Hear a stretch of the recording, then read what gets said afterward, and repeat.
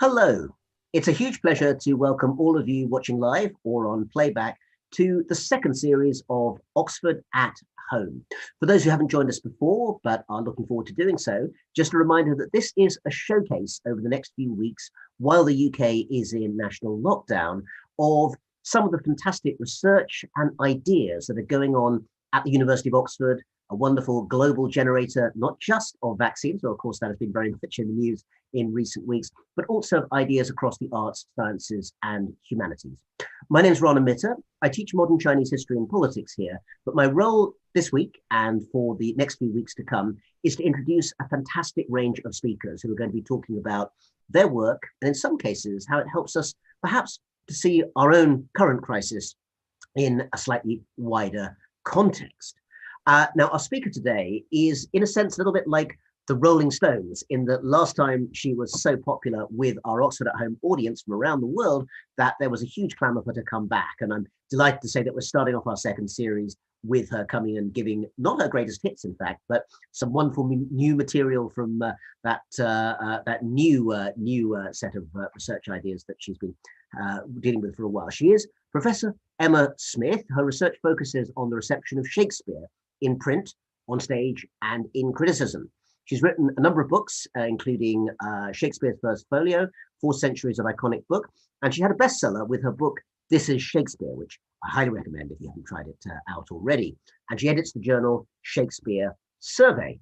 Today, she has the not at all provocative title for her talk, Terrorist Macbeth, where Emma is going to look at the way in which Macbeth, the wonderful play, the Shakespeare play, how Macbeth continues to have a hold on our modern imagination, partly because it linked to very current issues of the time it was written, including the Gunpowder Plot of 1605. And we'll hear more about fear and fascination in the era of King James and how modern aspects of terrorism and artistic response to those have some connections there as well. Before we get to Emma, just a couple of pieces of housekeeping. She's going to speak for about 15 minutes, and then we'll have about 15 minutes for Q&A. Please do send in questions either through the chat window, if you're on YouTube, or the comment section or Twitter or Facebook.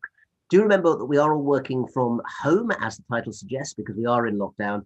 So if there's a sudden sort of brownout of the signal, please just give us a few seconds, and we should, I hope, get it back fairly quickly. That's the housekeeping. More than enough time, I think, taken before we get to the main event. Could I please welcome our speaker today, Professor Emma Smith. Emma. Thank you so much, Rana, and thank you to everybody for joining us. I'm speaking to you from Oxford with a rare flurry of snow, a dusting of snow this morning, which is extremely beautiful. I talked in the first Oxford at Home series about Shakespeare in the Plague. That's what we all wanted to know about in 2020. And today I'm talking about something different, but which has a similar shape. It's again about how Shakespeare responds to the circumstances of his own time, but importantly, how he transforms those experiences so completely and so brilliantly, so creatively, that sometimes it's quite hard to see their traces. So I'm going to be talking about Macbeth in the context of the Gunpowder Plot, and pointing out some of the ways that I think Shakespeare picks up on this act, this decisive, even though unsuccessful, but nevertheless a decisive shift in ideas about Catholicism and the possibility of different faiths being reconciled in the same public polity. That the Gunpowder Plot is really decisive in breaking that illusion and in creating something that I think is very recognizable to modern audiences, a climate of suspicion and fear, particularly in the urban context. So let's start with that plot, a plot by 13 Catholic gentlemen to blow up the House of Lords, the Houses of Parliament, on the occasion of the opening of Parliament at the beginning of November 1605. The aim was to assassinate King James the 6th of Scotland and 1st of England and his senior ministers, and at the same time to kidnap his daughter and establish her as an alternative Catholic sovereign. The plot was anonymously and sort of codedly revealed. There was an inspection of the cellar under the Houses of Parliament, and 36 barrels of gunpowder and one Guy Fawkes memorialized in history. One Guy Fawkes was found with a pocket watch and a lantern and the wherewithal to light the fuse. The other conspirators had fled. And I've shown you another Oxford connection. This wonderful lamp is held by the Ashmolean Museum and is said to be the lamp Guy Fawkes was carrying on that fateful night. What happens to the conspirators is that they flee, but are all found. They're found, in fact, in the Midlands of England. And one of the very fascinating aspects of this story is the extended family and community link Shakespeare has to this Catholic conspiracy. They're not direct, but there are degrees of separation between Shakespeare and the conspirators led by Robert Catesby, who you see there. The ways in which this cataclysmic event, or potentially cataclysmic event, were absorbed by Jacobean society were, I think, along two main lines. One was absolute sort of denunciation of the conspirators, and the other was the gratitude and praise for the king, the authorities, and for God's own judgment in foiling the plot. When the conspirators came to trial in January 1606, the country was all about bitter condemnation. There was a very short trial. The men involved were tortured. There are some very moving photographs online, from archival photographs online, which show Guy Fawkes' signature in health and his signature after he had been racked. And one eyewitness to his hanging says that he was so broken by torture that he could scarcely ascend the scaffold. These men were dragged by horse, hung, drawn and quartered. Body parts were distributed around London as a warning. There was absolutely no sense that they might be understood, or that their position might be understandable beyond this condemnation. And in January 1606, James passed an act of thanksgiving to celebrate his deliverance and the failure of the Gunpowder Plot. And the observance of the 5th of November Act was on the statute book from 1606 until the middle of the 19th century. This, as you will know from childhood rhymes or from firework displays, this has shaped the English imagination for centuries, and many would say shaped English suspicion of Catholicism over a long period. So I've given you some of the explicit responses to the Gunpowder Plot, and alongside those I would like to put Macbeth. There are some important ways in which Macbeth sort of reframes the discussion about the Gunpowder Plot. It is not directly a dramatization, but what I want to stress with you for the rest of this short talk is the extraordinary ways in which Shakespeare avoids the standard line on this political upheaval and on this conspiracy. That's to say, he does not do either the absolute denigration of the conspirators, nor the absolute jubilation and delight about the saving of James or of the monarch. Both of those completely standard responses, cultural responses, are things that Shakespeare steers around, I think, in Macbeth. So I want to just spend a few minutes now talking about the ways I think the play rethinks the consequences of that fateful day. And I want to start with the very beginning. You may be familiar with a kind of opening of a Shakespeare play, and let's just say it's sort of 2 or 3 slightly random gentlemen maybe talking, or they're starting off about something. It doesn't seem to start at a very dramatic point. It tends to start with a kind of sideline conversation, holding back the main action. Perhaps some theatre historians think that's because people didn't necessarily arrive on time. So most Shakespearean plays, most plays of this period, don't start, as it were, with a bang. Macbeth most certainly does. This quite innocuous but stage direction, thunder and lightning. But let's just think about it. Whenever we're not expecting a loud noise, that noise is exponentially frightening, isn't it? Exponentially sets the heart going, sets a feeling of anxiety. They're the same somatic responses to terror or to anxiety or to fear. And I think it's no accident that the play it encourages that right at the start. Instead of being the sort of standard opening to a play, it starts with this huge noise.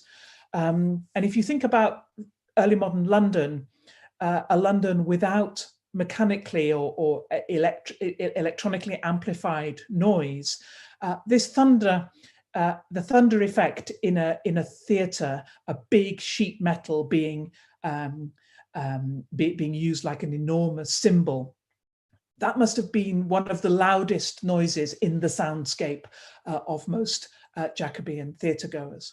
So the start then of the play, I think, draws on this edgy, nervy quality by starting with such a loud noise.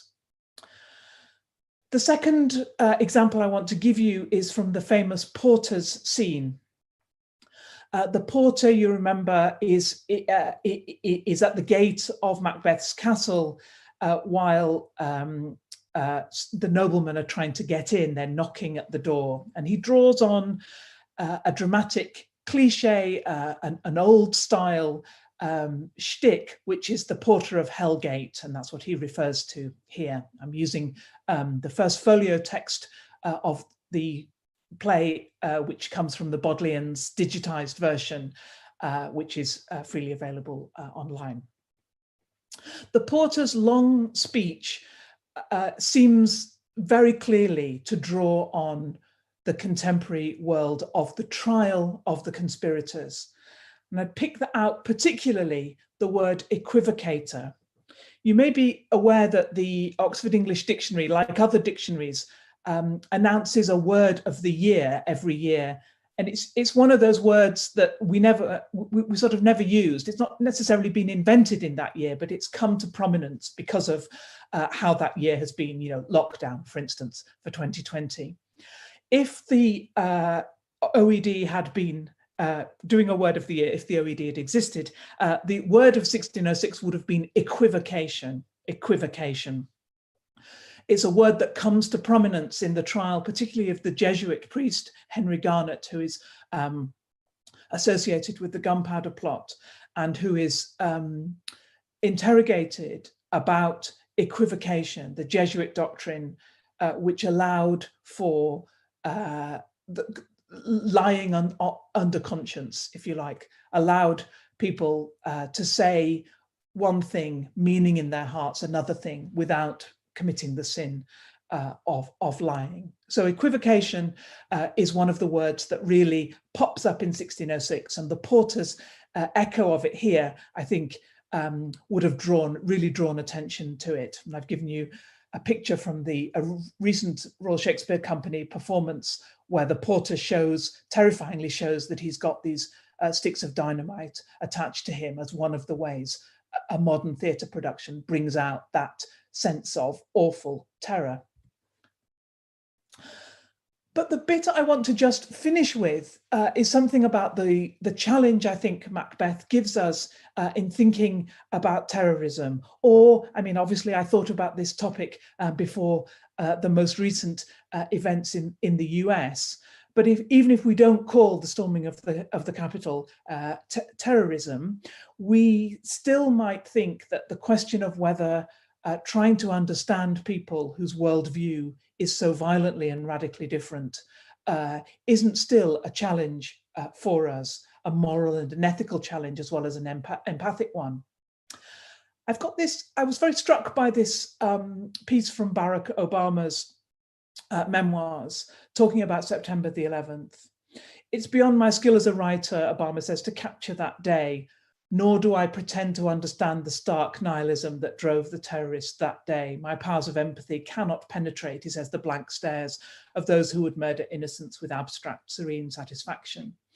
It's a really interesting line, I think, to take to distance ourselves from the moral outrage of terrorism by saying we cannot begin to understand it, and it is beyond the skill of a writer somehow to capture it and to capture its terrors. I wanted to put that next to the epigraph to our own Vice Chancellor's book on terrorism, What Do Terrorists Want? She uses a quotation from Dostoevsky. Nothing is easier than to denounce the evildoer. Nothing is more difficult than to understand him. And I want to just touch on one important thing that I think Shakespeare tries to do in Macbeth, and that is to go into the mind of somebody who wants to assassinate a king, to go into the mind of the regicide.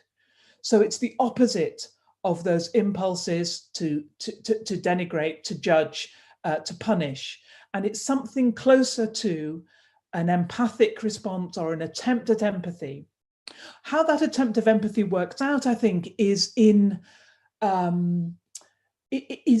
kind of perplexity. Macbeth is a perplexing character, but what's important about him is he's perplexing to himself as well as to us. He delivers soliloquies, these speeches which actually don't explain himself. They don't give us a sense of why he's doing it, but they capture instead the terror, the paralysis, the self-doubt, the self-loathing that accompanies this step into the moral abyss. His first soliloquy in Act 1, Scene 7 we're not going to have a huge amount of time to talk about it. But if this prompts you to do anything, go and have a look at it. It's the most wonderful, terrifying soliloquy where Macbeth tries to understand what it is he's on the brink of doing and how he will come to terms with that. And of course, the play shows that it's not possible to do that. But there are a couple of things I want to point out. There's loads of things I could spend the rest of the afternoon. Perhaps we'll have a sort of side channel on YouTube where I spend the rest of the afternoon talking about this amazing speech. But let's just look at a couple of aspects of it. If it were done when 'tis done, then 'twere well it were done quickly. This is the start of the speech. Macbeth can't begin to name what it is he's doing. He's using a pronoun without a noun. If it were done, what is this it that can't be named? And then the word assassination, that's come to us to mean exactly what he's planning, the murder of a king. But here, it doesn't yet have that meaning. And in fact, this usage is probably one of the ways that secures the later meaning that now is so familiar with us, to us. This is a word which very few people in the audience would have recognized, and its strangeness, its very strangeness, captures the strangeness, the unspeakability of what Macbeth is planning. So it doesn't quite mean the murder of the king. It means the completion of an action. If completing the action could wrap this all up, then maybe. And if you look at the syntax of this speech, Macbeth can't get to the end of a sentence because he can't get to the point of confrontation with what he's about to do. He's here in double trust. I've highlighted that bit too, because one of the terrorist aspects, I think, of the play is that we start the play thinking about the field of battle, but this is domestic. This is a domestic scene. Macbeth owes fealty and hospitality to his sovereign Duncan, not murder. And then blow the horrid deed in every eye. I think that word blow, I said equivocation was one of the words of 1606. Actually, so was blow. The anonymous letter tipping off the monarchs and the authorities promised a terrible blow. And it was said that, it was almost certainly not true that, but certainly it was said that it was James himself who realized that this was referring to an explosion. So blow is not a neutral word here. It too resonates with the plot and the conspiracy. And I've just highlighted finally the dash, which ends the speech. It's a speech which can't be ended because Macbeth cannot really come to terms with what it is he's planning. He knows he's going to do it, but he can't really explain why. And so Shakespeare gives us, on the one hand, an insight into the mind of the regicide, but that insight shows us confusion and indecision and an inability to explain the causes and the reasons for these actions. So Shakespeare, I think, has done something remarkable in trying to understand or empathize with the mind of the regicide. It's the first time in his repeated interest in monarchs who are dethroned or monarchs who are killed. It's the first time that he sees this story really from the point of view of the assassin rather than the victim. And even though the burden of Macbeth's story is that it is really hard to understand why the conspirators might have decided to act as they did. Nevertheless, it is a brave and ethically challenging attempt to do so. Thank you. Emma, thank you very much indeed. That's absolutely fantastic. And I have to say that that offer, if it wasn't offer partway through, of having a separate YouTube channel where you discuss Macbeth all afternoon, I can judge from the chat section where the questions are coming in that you might well get a rather large number of takers for that. So hear what you're offering. In this session, we've just got a little time now, perhaps 10 minutes or so, if you're willing to answer some thoughts and questions. And we've got plenty here from our audience from around the world, as ever. But if I may I just start off with one thought that occurred to me, and it is about some of those contemporary resonances and what one can say and what one can't say about trying to understand the mind of the terrorist. I mean, you know, whether or not you regard the storm with the Capitol as terrorism, well, a lot of people are calling it that in America at the moment, but trying to understand what those people want is clearly very much at the heart of trying to understand the phenomenon. I found myself actually thinking, of course, of prevent legislation, which universities, amongst others, are very much subject to, in which you could almost say, if you were trying to sort of push the envelope a bit, that too much empathy may be something that could potentially, interpretatively, get you into some very hot water. You know, you expect it to understand, but not too much, in a sense. I'm wondering what parallels there are with the world of Shakespeare, where we know that there was still a regime of censorship. There was, of course, caution in terms of everything from religious politics to the politics of the change of ruler from Elizabeth, James, and so forth. Can we see any comparisons in terms of the limits of what one can say, what one has to hint at, and what you must not even try and investigate in terms of this very, very sensitive question? That's a really fascinating set of parallels, isn't it? I mean, one, you're absolutely right that there is I think that there is a moral line that many of us would feel, which suggests that too much empathy is a failure of moral judgment. I think that's absolutely true.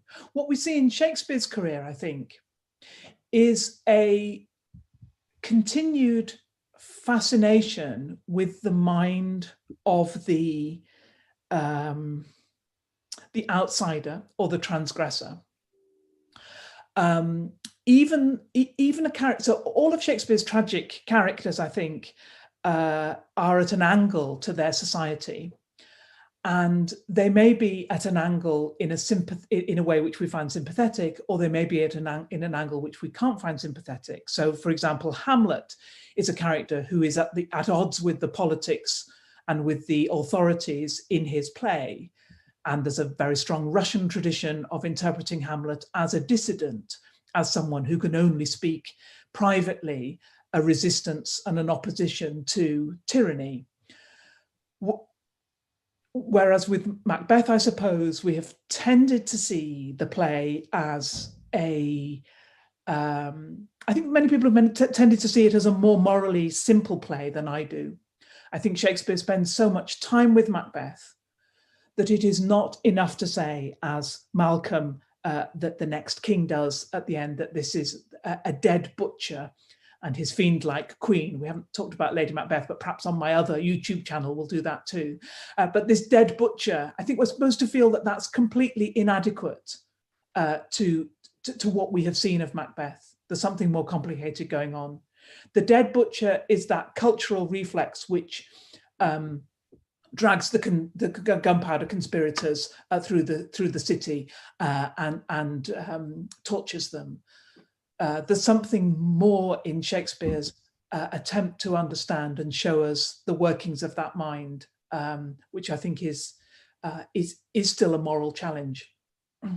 Thanks very much indeed, Emma. Fantastic answer. We've got so many questions coming in. We're not going to be able to get to all of them, but I want to get to a few and try and bring some of them together. And I have to say that you've already answered a question from Mary, who said, I always felt Lady Macbeth was misunderstood. I heard you talk about it on the radio, and could you say a bit about that for us? So I think you've at least ticked Mary's request on that one. Let me take up a couple of other ones. Yes, this one is rather nice from Simon Broomfield, came in on email. And I think Simon must be of an age, because he says, I always disliked the porter's speech from Macbeth, ever since our English teacher told us in advance that it was funny, and it wasn't, at least not read by schoolboys. But I think, says Simon, the suicide bomber porter works a lot better. Was it meant as comic relief in the first place? I think it's meant as a kind of black comedy. So the grumbling porter of Hellgate, who was such a staple of medieval drama, is someone who is who trades in a kind of black humor. But I think what's probably important about the porter scene, and some of you may have seen the play performed in this way, is that it is one of those prose pieces in Shakespeare which I think was probably intended for to be a space for improvisation.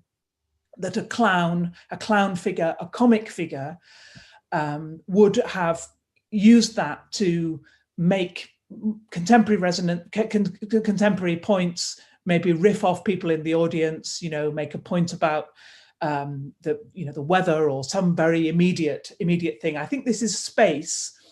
What's happening is we've got this sickening knocking at the door, and the porter has to fill up the space while he's going round to check the door. I think he could be saying anything, and I think what we've probably got in the text of Macbeth is a version of that, and that it probably was different every time. I think we've got the immediate version, which is all about the trial of Henry Garnet, which I would say is probably from January or February 1606. And that if the play we know the play's revived years later, I think probably we wouldn't have had that same speech. We would have had something which was more immediate. So the modern porter would be grumbling about lockdown, or he would be saying, who'd be the porter on Capitol Hill? They're always trying to get in here. It would be that kind of humor. Humor building on contemporary events. Yeah, no, absolutely. No. But being told things are funny in Shakespeare isn't always a turn-off, isn't it? because I think particularly at school. I think having to learn them at school in the first place is often the thing that turns people off. And then, of course, it's not for a few years till they go and actually see it and then realize actually it's fantastic. Let us take a couple more points. We've actually had several in from Chen Wei, who I think is really taken a lot from your talk, Emma. We'll stick to one question just for reasons of time, but I think it's an interesting one. So Chen Wei asks, could it be argued, oh, come on, that's equivocating, Chen Wei. Yes. I would like to argue is what you should say. Chen Wei wants to argue that Macbeth does come to terms with what he's done through his philosophy of nihilism. And his example of that is in the Tomorrow and Tomorrow and Tomorrow speech. What about that as an interpretation of the terrorist mind? Yeah, I think that's a really interesting moment, not least because it comes twice. Macbeth has a version of this nihilism which is faked, or it seems as if it's faked, because it's when he's expressing terrible shock when Duncan's murder is discovered. And he says, the wine of life is drunk. We've just got the lees left. He's saying, it's all over now. And then he comes back to that same philosophy at the end of the play. And perhaps you're right. Perhaps that's a sense that it has all been, it's kind of been for nothing. And that suspicion hovers over the play. It hovers over the question of the Macbeth's childlessness, the suggestion that he's done this for nothing, that there will be no inheritance and no succession. So perhaps that is a kind of acceptance at the end. Yeah. Interesting interpretation. Thank you, Chen Wei. And a couple of questions coming in sort of slightly about the wider context, I think, that I'd love to squeeze in. One is from a regular here on Oxford at Home, coming in on the YouTube, and that is from Brian. And Brian asks, would there have been any way for audiences to, quote marks, request play themes from Shakespeare? In other words, would you have had a way to crowdsource 17th century style for themes? That's a great thought, Brian. I don't think in quite that way. I think Shakespeare is very alert to what people want and what people will accept, and I think that's part of his success as a playwright and as part of the entrepreneurial shareholding company in his theatres. But no, I don't quite think that there is that sort of crowdsourcing. But we do see Shakespeare responding to plays by other people and cherry picking and thinking, yeah, well, that went down well, or that's a good scenario, that's a good kind of character. I'm gonna take that. So he is attentive to the market, if you like. No, good point. And I say one place where you certainly can crowdsource ideas is here at Oxford at Home. So if you want to hear from any particular selection of super dons, then do send in a message to the Public Affairs Department, and we'd love to know who else in this range you'd like to hear from. We're beginning to get to time, so I might just finish off, Emma, if I may, with one broader question from one of our audience, just finding it here. Yes, here it is. Emma, would you say that there is, sorry, I'll get the phrasing right, right here, lost that. Yeah, would you say that these subtleties of interpretation that you're talking about here are the kind of cultural references, particularly in the context of, Gunpowder Plot, this sort of atmosphere of Jacobean fear that you're talking about, things that an audience would have come in and really picked up? I mean, there's always been this thing amongst scholars, at least I don't claim any expertise in Shakespearean scholarship, but that some of Shakespeare's plays, The Tempest is often given as an example, isn't really meant for performance, to be listened to as a performance in the way that, say, something like Twelfth Night or As You Like It is. Where would these sort of subtleties in Macbeth fit in the ears of an audience of the era? I think that in some ways we might think about sort of cultural priming, that some of these resonant words that I've mentioned, this general kind of environment, I think might have made people more attentive to it. I think people went to the theatre to get news and commentary to an extent, as well as to get a more escapist kind of drama. So there's lots of evidence that suggests that audiences are quite adept at making analogies or seeing topical resonances in things, and that seems to be part of the pleasure for them of going to the theatre. So even though I don't think it matters whether audiences certainly my job doesn't seem to be trying to work out what audiences thought about Shakespeare, because that would rule out all kinds of the things which have become interesting to us about Shakespeare in the centuries since. Nevertheless, I do think that there are some ways that Macbeth resonates with a very particular cultural moment particularly in London. I think it reminds us that the city is still quite small. This is quite a sort of community, and there are certain things that they do share. And thanks to you, Emma, we've been able to share those as well, some 400 years distant, but in some ways, as you said, very much connected with those themes. It's been a huge pleasure to have Professor Emma Smith starting off our second series of Oxford at Home. This talk by Emma will be available, of course, on YouTube, and previous episodes from series 1 are also available, including Emma's previous talk on the plague and Shakespeare, which still, sadly, in a sense, has a lot of rather contemporary resonance. Many thanks to all of you from around the world for joining us today, and do join us next week, next Friday, when we will have Dr. Jamie Hartman-Boyce, who is going to have, again, something rather appropriate to lockdown, which is 8 different ways to stop smoking. So if you've started and you desperately want to give it up, and I'm sure you should, tune in next week to find out more about how exactly to do it. Thank you all, and good afternoon from Oxford.